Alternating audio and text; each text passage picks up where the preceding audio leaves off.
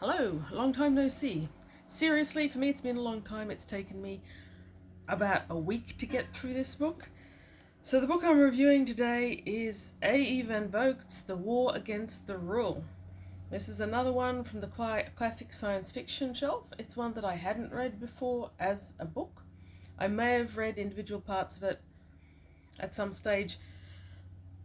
It took me a long time to read, and it took me a long time to get into it. This is an old classic sci-fi. It's got 155 pages. It's pretty thin. It shouldn't take me more than a few days, but it took me ages. Most particularly, it took me a long time to get into it. This book has been on my to-read shelf for quite a few months, and I've started it about 3 times.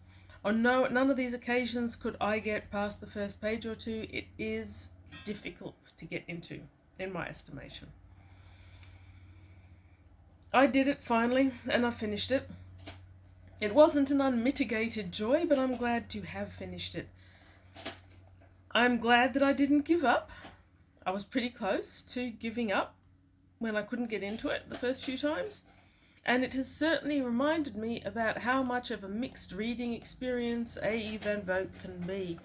So I should probably mention a couple of things about the author, which I had time to look up while I was reading this book because I kept needing breaks from the actual book, quite a lot of breaks from the actual book. So A E van Vogt was born in Canada, and back then he was just an A Vogt, I think it was Alfred, something like that. He became a commercial writer in the 1930s. He did a short writing course, and I think he sold his first story in probably 1932. Back then, he was writing in the true confession genre. It was a big thing back there. Someone, almost always a woman, because I roll, women are terrible, did something horrible and then they wrote a true confession about the horrible, horrible thing that they did. These were apparently very popular. And A. Vogt, as he was back then, made his money doing that for a while, I think in the early years of his marriage. Now, he eventually, thankfully, transferred his attentions to science fiction. That was classic science fiction. He's known as one of the authors of the golden era of science fiction. And coincidental with the time he started writing for science fiction, it was mainly short stories. It was mainly for the magazines like Fantasy and Science Fiction, Amazing Stories, things like that. Around about the same time, he and his wife moved to the USA, and he expanded his name from A. Vogt to A. E. van Vogt. He was definitely part of the golden science fiction era. He was well known, he won awards, he published heaps of stories. He wasn't unmitigatedly loved. His writing was very heavily criticised by some sources, one of which is famously Damon Knight. I really like Damon Knight as an author. I think he writes good stories and they're well written. Damon Knight felt that A. E. van Vogt's characters were wooden, that he lacked the ability to describe scenes, and that his writing himself, it was actually very bad. I actually 100% agree with Damon Knight about all of that. However, A. van Vogt was also heavily defended by others, including Harlan Ellison, and what they tended to say was that his stories were instrumental in bringing themselves as a young man into science fiction because his stories were so exciting. And I also agree with that. The fact that when I was a young reader of science fiction, I was all about the stories. The literary element wasn't as big for me. I couldn't back then read a book just for the beauty of the writing. It had to be about the story. Now, if the writing was also good, like, I don't know, Roger Zelazny, bonus. But if it was like A. E. van Vogt and the character had slightly more depth than a sheet of copy paper, it didn't bother me as long as the story was good. And I suspect that Harlan Ellison, an author about whom I've got mixed feelings already, and many of the others that defended A. E. van Vogt felt the same. They wanted the stories. They were there for the sci-fi story. And there's no question, but A. E. van Vogt could produce a rip-roaring sci-fi concept. It's just that the act of getting that concept off the page and into your head can be a bit painful because his characters are incredibly wooden. Damon Knight's right. He really can't describe scenes. His writing is often poor, always patchy, and occasionally incomprehensible. There's actually a portion on page 131.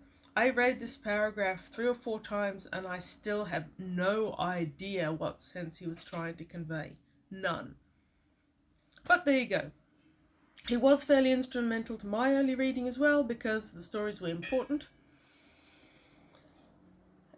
Oh yes, another thing that as an adult I notice, Van Vogt insists on having animals in his story. In here they're mostly alien intelligences, but he's big on animals, and the man knows nothing about animals whatsoever. He laughingly fails to know anything about any animal.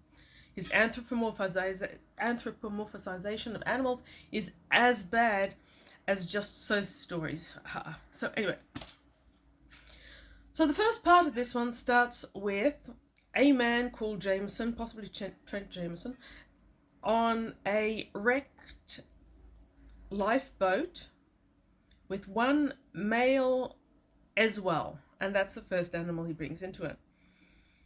The first couple of pages are so wooden because Jameson is so wooden and the concepts are so dated. That was why it took me a while to get into it.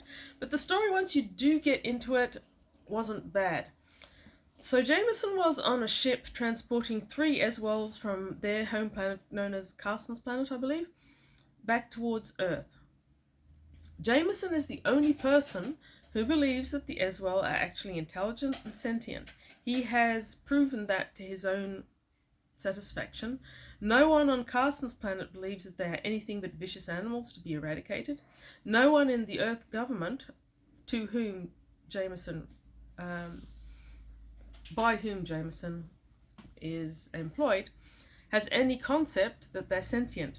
The Eswell are telepathic beings, so they can communicate perfectly adequately, Jameson and the male on board. The male tells him the Eswell don't want humans to know that they're sentient animals. They want to be thought of as animals because they are committed to throwing mankind off their planet. Jameson explains that won't happen. Carson's planet is instrumental strategically for the war between mankind and the Rull, which we don't really learn that much about early on in this book. But you do learn about the Eswell. So as the space life craft comes down to the planet, it's an incredibly vicious jungle-oriented planet. Jameson needs to travel across it to reach the spacecraft to get off, and he manages to make a telepathic deal with the Eswell who will help him. The description of the Eswell is that it's enormous, much larger than any bear, but you get a sense of bear-likeness about it. Later on, it talks about them being amphibian, which makes very little sense. They have 3 metallic eyes, they have 6 legs with huge, vicious, ripping claws, they're incredibly fast. Not something I normally associate with amphibians, but like I said, his zoological knowledge is minimalistic. So they reach the surface of the planet. They have agreed on a limited truce until they reach this shuttlecraft. Then the Eswell is taken captive by Rulls, who are on the surface. Jameson continues through the jungle, giving Van Vogt a better chance to explore his complete lack of zoology and minimal botany, but it's an exciting story. It's the sort of story a teenager will love. One man battling against the hazardous jungle sort of thing. It's fun. I enjoyed it. By the end of the story, he's managed to save the male Eswell from the Rulls and get their ship off the planet, and he's promised the Eswell that he will take him back home to his Carson's planet. In the process of this, we find that the ship from which their lifeboat had come also contained a female Eswell and a baby Eswell, and that they were being taken to Earth. Now, we do go through that, and Jameson gets the Eswell and releases it back on his planet, where the Eswell leaves full of defiance and loathing for all things humankind. I like this story, but let's be honest, I was mostly Team Eswell here. I agreed with them. I kept wanting to yell, "Do not trust the humans. We are not trustworthy. We like killing other animals. We like devastating habitats. Go your own way. Eswells, you've got the right of it. Keep going. So that story continued till the end of chapter 13 or thereabouts. And it was a good story. It took me a while to commit to it, but after I had committed to it, I was enjoying it thoroughly. When that ended, it almost seemed a continuation of this. The next one is Jameson is on Carson's planet. The humans there hate him because he wants them to stop killing Eswells. Some woman tries to kill him by taking him on a long expedition with a space suit, which she sabotages. So they fall to Earth and they have to trek back to civilization or something. This is a standard golden age man against the elements as well. Much like, I suppose, really the first Swampy Travels, only this is desert, scary animals. He defeats the woman who hates him. He eventually convinces her he's a good guy after all. Whatever. It was an okay story. It was mercifully fairly short. And then we leave that story. Now, because of this chop and change, I ended up confirming my suspicion that The War Against the Rull was never written as a novel. It was written as short stories and amalgamated into this book later in life. In fact, A E van Vogt wrote very few full novels, and none that I'm aware of at the beginning of his career. He mostly wrote short stories, and later in life he amalgamated them into books like this. It doesn't work that well. It's choppy.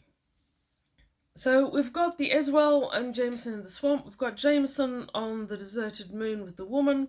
Then we come back to Earth and we pick up the story of the female Eswell and the baby who've come to Earth. They survive a crashing ship. There's an awful lot of crashing ships in this world. It's amazing that any humans ever get to where they're meant to get. Anyway, mother and baby survive the crashing ship. A man tries to kill them. The mother is killed. The baby escapes into the wilderness. And from the Eswell's baby's point of view, we spend the story trekking through the snow and canyons and being chased by dogs and finding his way telepathically on Earth. This is where we learn that Eswells don't eat red meat, they prefer fish. A whole heap of other things. And it ends with Jameson capturing the baby and getting the baby to submit to taking actions that will prove to mankind that he can actually be communicated with. I'm still Team Eswell here. I still think that baby should have obeyed his mother and died rather than admit the truth to humans, but, that happens. Now, the only real consistent part through all these stories is Jameson. And Jameson is noteworthy mainly in that it takes real, true talent of a kind to write a character who is so completely lacking in any human characteristics or interest value whatsoever. Cardboard is better and more nuanced than Jameson. A breakfast cereal container, for that matter, has got more literary involvement with its reader than Jameson in this book has with the reader. It's an insult to call him cardboard, to be honest. So it took me a long time to become invested in the next story. Longer than it took for the first story, for that matter. I had to put it down for a while in between stories. Now, then we get into a story which is really quite random. It's obviously on the same world, and again, the only point of contact is Jameson. Once I got into it, I didn't mind it. This is a weird one. A 9-year-old is allowed to go off into the city on his own to find the sound, which is apparently a rite of passage for all these 9-year-olds on Earth. No explanation for what the sound is, where it is to be found, or why it has to be found is ever given. But you've got, that's right, and the Jameson son is called Diddy. I mean, every time I got it, I wanted to giggle. What sort of a name is that for a human being? What sort of a name is that for a pet goldfish, for that matter? Also, it reminded me of Diddy Duddykins from Harry Potter, but never mind. So, there's Diddy, 9-year-old, wandering the night, which everyone knows is full of rolls. This part of Earth where they're building a spaceship has got so many rules in it, there's no room for humans. It's bizarre. It is the most bizarre story. It's not unenjoyable. It's just really, really weird and unexplained. Anyway, Diddy survives, if you care. I didn't really. Not quite as wooden as Jameson, but comes close. So then we've got a story about an electric light form on Plone's planet, which is captured using the Eswell. Poor baby Eswell has been completely and utterly brainwashed into trusting and loving humanity. He even wanted to take Jameson's name, but that wasn't allowed. He's now called Ephraim, the first Eswell to ever have a name. It's sad to see their culture demolished so thoroughly. But whatever. So the plane is captured into Jameson's shuttle, and then that takes us on to the next story, where Jameson and his ship are wrecked on yet another planet. This one's a mountain, proving once again that A E van Vogt can't set scenes. All he says is it's the most incredible mountain known to mankind. You have to supply the rest. I've got a good imagination. A teenage me had a better imagination, but still, he leaves a lot to it. So yes, Jameson in his crashed shuttle, and there's a Rull commander in his crashed shuttle. We learn a little bit about the Rull finally. Both of them decide to use this situation to run tests on the other species, because Jameson claims that humanity don't know an awful lot about the Rull. The Rull claims that they don't know an awful lot about humanity. That makes no sense after the baby Diddy story, where there seem to be more Rull on Earth than humans. They fit in, they do things, they talk, they have plans. They couldn't do all these things unless they understood something about humanity. Needing to have a high-ranking official maroon himself on a planet with a human to learn about them makes absolutely no sense. Which is why that story really quite clearly seems to have come either from a different timeline or from a completely different story collection or from a completely different book. It doesn't fit in. It doesn't fit in at all. But never mind, it's a pretty good story as it goes. You've got Jameson setting up traps for the Rull and trying to condition him using Pavlovian techniques. You've got Rull setting up traps for the man, who Jameson only really escapes from that one kind of deus ex machina by the fact that the Plone intelligent electric life form which is on his ship has been promised that he can go home, but only if he helps Jameson. So overall, they're good stories. When I talk about them, they sound exciting. Like I said, I think these stories are better having read them in the memory. You're going to remember an A E van Vogt story as being exciting, but the reading process, that may not be as smooth. It's certainly not going to be fast. It's going to be jagged. It's probably worth it. I'm not sure that this is the most worthwhile one. I remember my first A E van Vogt book that I really loved was Slan, and now I kind of want to read that again to see if it's as good as I remember or if it's as bad as the War Against the Rull really is. This is not a well-written book. It's really not. Great stories, poorly written book.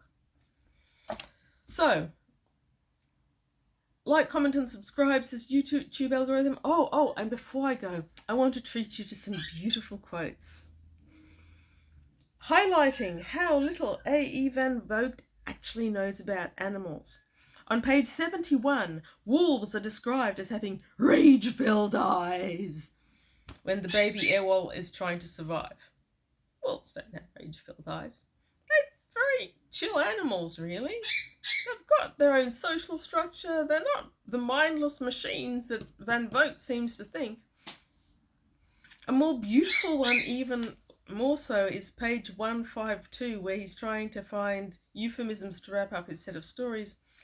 The male salmon sprays his mist of milt onto the eggs of the female, and instantly he is seized with a mortal melancholy. A salmon is seized with mortal melancholy. I mean, really? Van Vogt? level of grandiose absurdity and meaningless is not reserved for animals. There's a beautiful one where when stuck on the planet with the Rull, Jameson sits around and meditates on the fact that his defeat would not be his alone, but all of mankind's. Yes, anyway. Classic sci-fi, golden sci-fi era, A E van Vogt. You know what? Give it a go. If you like classic sci-fi, you might enjoy it. If you like good writing, tell me how bad this was. I mean, really, you can enjoy it one way or another, I suppose.